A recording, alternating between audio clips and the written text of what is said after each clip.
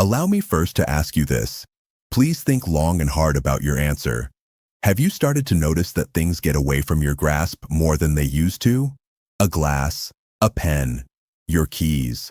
All these jars you've been able to open your whole life, and all of a sudden it just slips out. The grocery sack that was once lightweight now feels challenged in your hands. It happens every so often and you chuckle it off. Perhaps you do it often enough that you're starting to worry, even if no one else knows of it. If any of that resonates, you have to stick with me today. You see, what I am going to tell you in the next 30 minutes is something that most doctors never have time for when practicing at full speed, and not very many people over 60 actually know. And ignorance can be extremely costly. So here's the reality, and I'm going to put it bluntly. After 60 years of age, dropping things does not only mean a clumsiness. It is not just getting older. Often, it is your body speaking a message to you, silently and gently whispering at first, but becoming louder as time goes on. And the great part is that once you understand this message, then there are things you can do. Not with expensive treatments, not with surgery, like the easiest, simplest habits you can do from home, every day, for free. So today, I am taking you through all of it. Why it happens, what it means, why it could be a warning to your health, and more importantly, what to do about it, step by step in easy-to-read English with no medical jargon whatsoever. So hang on while I go a little deeper with this, because there is something that surprises nearly everyone I share it with and has been studied for decades. Do you notice people hardly ever hear about until it's too late? So bear with me until the end, please. This one is deserving of your entire undivided attention. Let's begin. Before we go into why you do, I want to explain something about your hands, because they are much more extraordinary and simple than most people realize. Hands are root tools, not primitive implements. They are the result of an incredible network, bones and tendons and muscles and nerves all working in perfect harmony, dozens of times a minute every hour of your life. When you go to pick up a glass, your brain sends the signal down through your spinal cord and out into all of the nerves in your arm, right on out to those little muscles in each finger, letting them individually know exactly how much pressure they need apply, exactly when they should flex as weight adjusts back and forth over time, what is too tight or not enough at any given moment. It is complicated. It occurs in milliseconds, so seamlessly and automatically that you never think about it, until it simply does not work as intended. When, after 60, things start falling away from your grasp, it is a meltdown of some goddamn element in that chain, and multiple parts of the process can break down, at the muscle level, with nerves that realize those signals, in circulation to supply everything, or cognition within the brain coordinating it all. Every one of those dots tells a different tale, and every single instance needs its separate cure. So without further ado, let's take them one by one, starting with the most common reason, the biggie that affects just about everyone over 60 to some extent. The most typical and first of the reasons why things slip through your fingers after 60 is one which has been happening in your body for years, without announcement or warning. From about age 50 onwards, and more swiftly after the age of 60, your physique begins to get rid of muscle mass, not just in your legs, not just in your core, in your hands, in your forearms. It is in the minute fine motor skills that gives your grip its strength and precision. Here is why it happens. Because our nervous system is slightly less efficient as we age, signaling the muscles a bit more sparingly and imprecisely. If not frequently activated, the fastest twitch muscle fibers that respond to those signals, particularly those responsible for short bursts of strength, begin physically dwindling and vanishing. And as our lives become more modern and digital, many of us use them for lighter and light tasks. Typing, swiping, turning pages. These little things practically take no grip strength.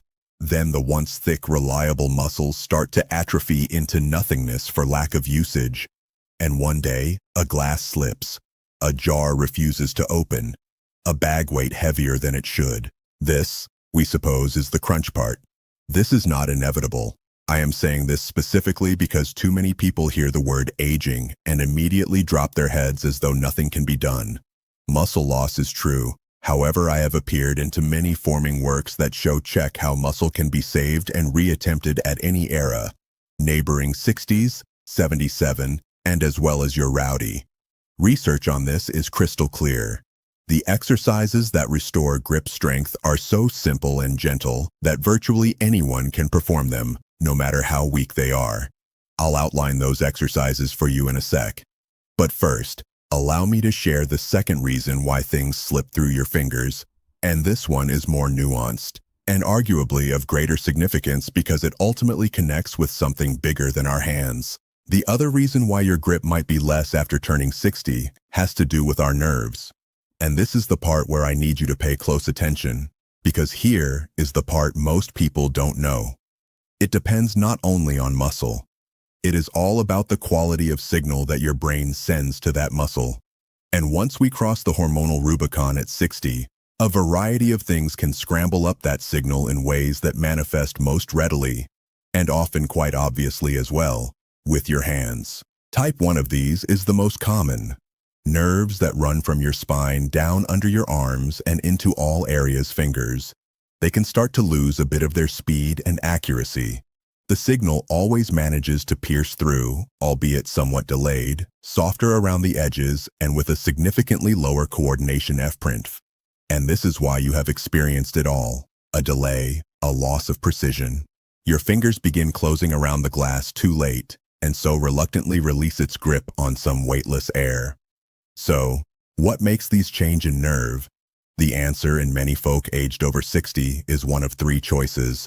The first is blood sugar.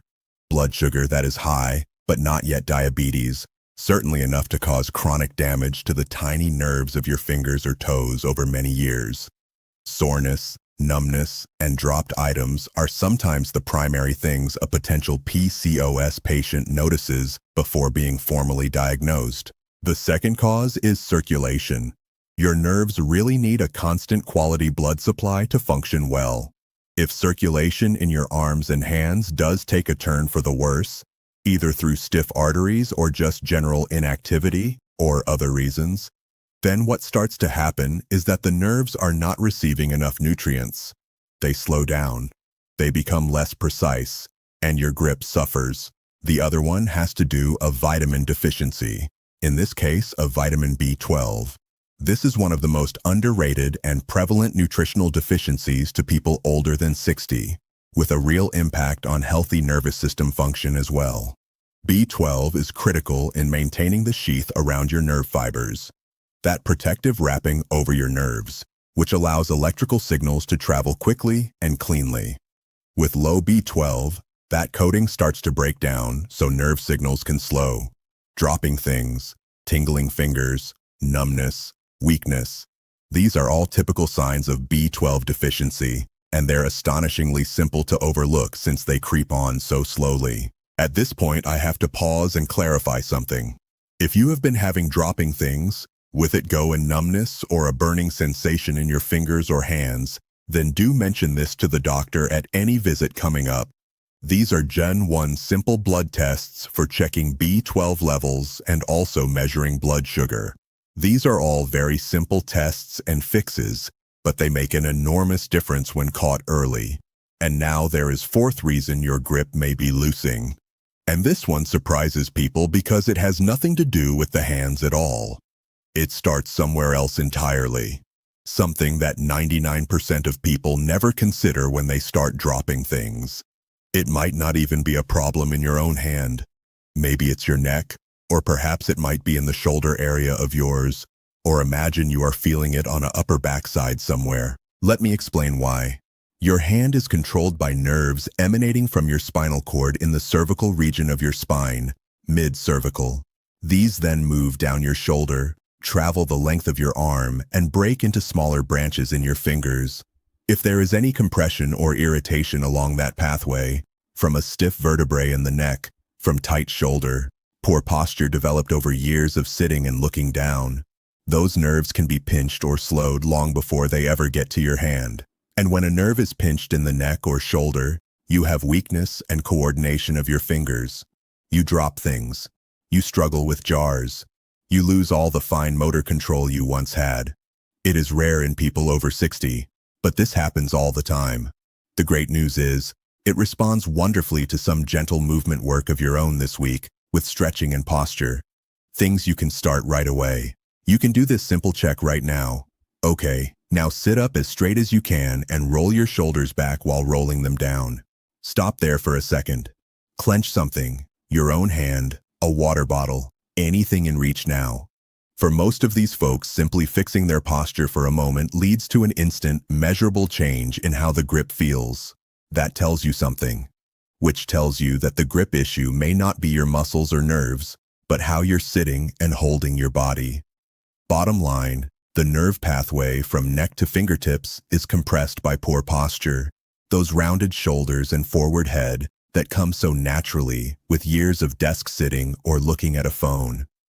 This is a posture that will also be one of the most potent and least considered adjustments to grip strength you can make after age 60. Then we are going to discuss exactly how this is achieved. However, before I mention that fourth reason, and the one with acutest implications of all, the one that I promised at you in the beginning, the one that attaches your grip to something infinitely more essential than an accidentally spilled glass, I want to pause right here because what I'm about to tell you is not a small thing. It is a topic with decades of actual medical and scientific evidence collected by the community that I believe every person over 60 has WHO is told in plain facts. It turned out that your grip strength, how hard you can close your hand around something, like a pen or even the person standing next to you, is one of the single most powerful long-term predictors of almost everything good about yourself, health, independence, and likely longevity. Let me show you how. So let's talk about doings from your end. Beginning today, from the comfort of your own residence, maintain no instruments and you can do it without a gymnasium. They are simple, tried and true ways to regain grip strength after 60, but they work at any age.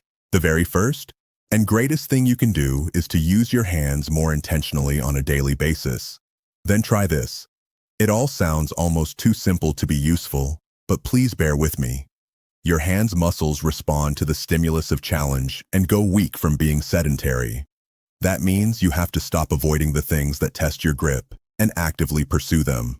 Open your own jars, carry your own grocery bags, knead bread, work in the garden, squeeze as hard you can a wet sponge when doing dishes. But these simple actions performed with intention and full integrity are probably the best grip training available. They are practical, they are varied, and best of all, no equipment needed.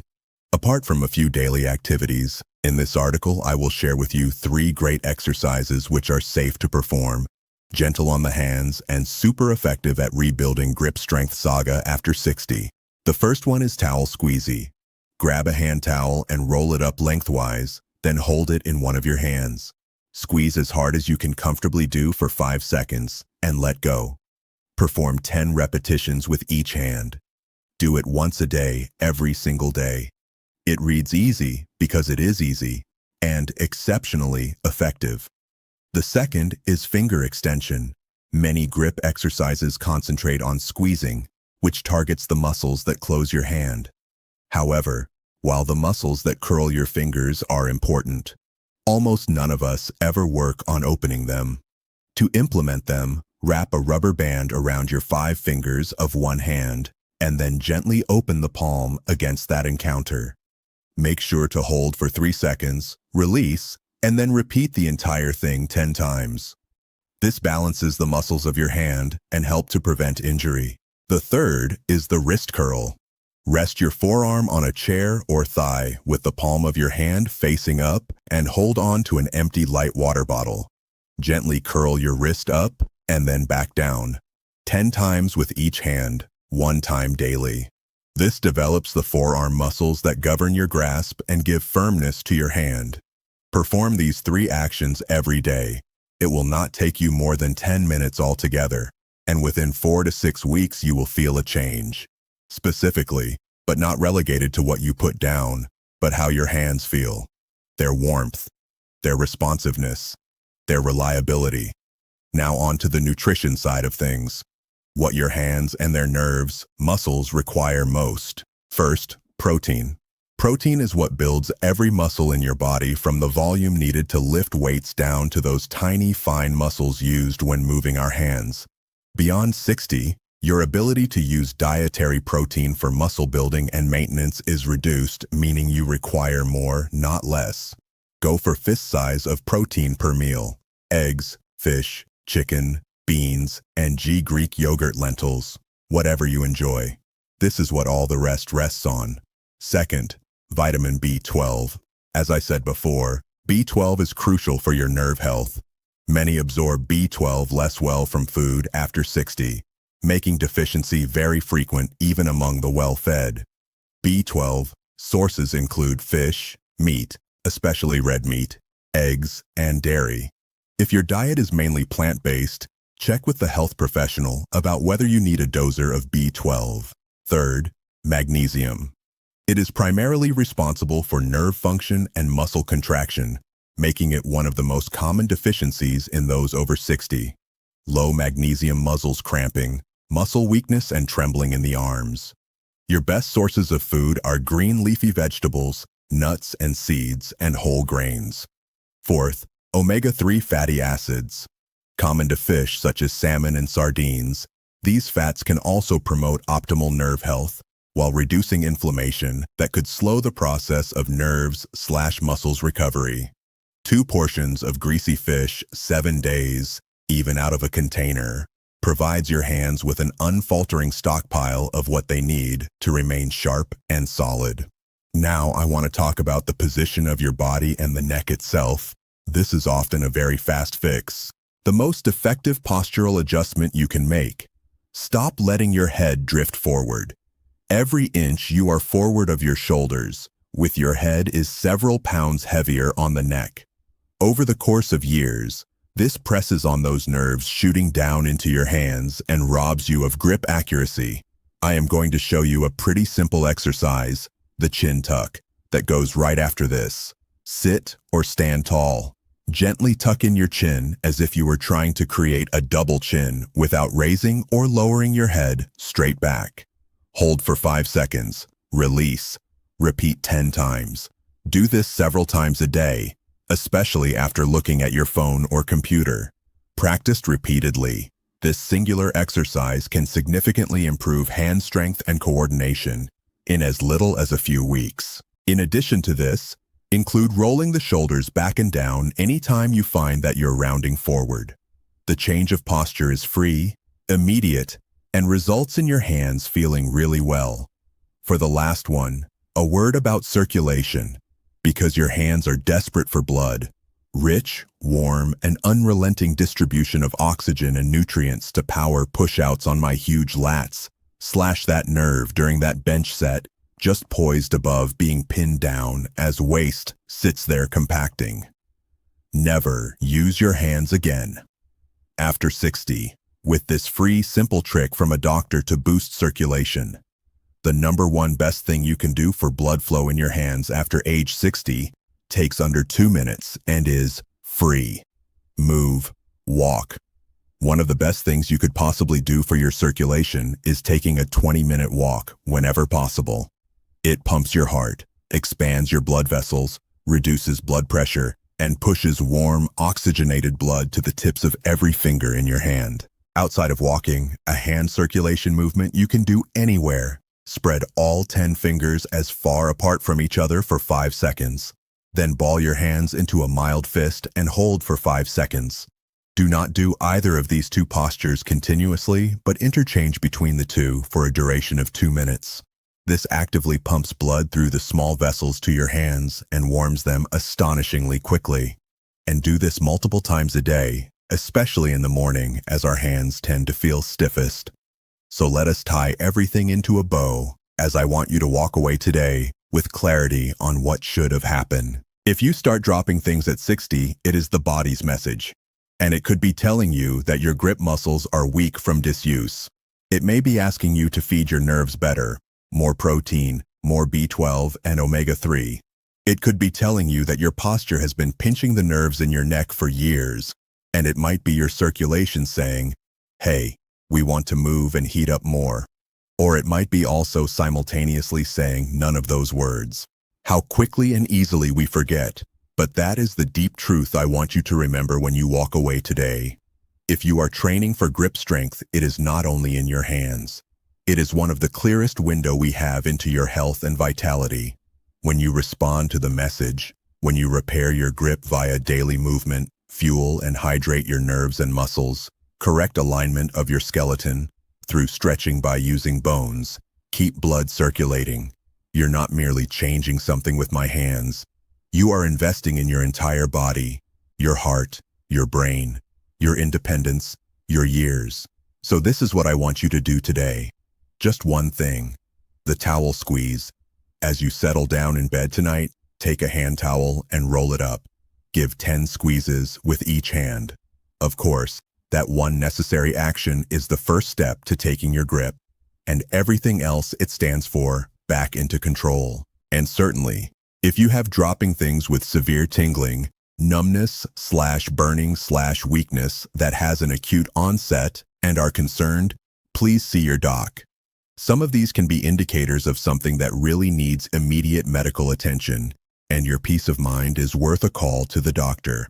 All I have shared today is intended to support the care you already receive, not as a replacement for your doctor's advice. Final thoughts. I'm going to let you go after this. And the fact that you sat through all this end to end tells me something about you. It says that you care about your health, that you are listening to your body through the signals it sends, that you are not resigned to just decline, and that instinct not to give up on yourself is the greatest health tool you have. Trust it. Act on it.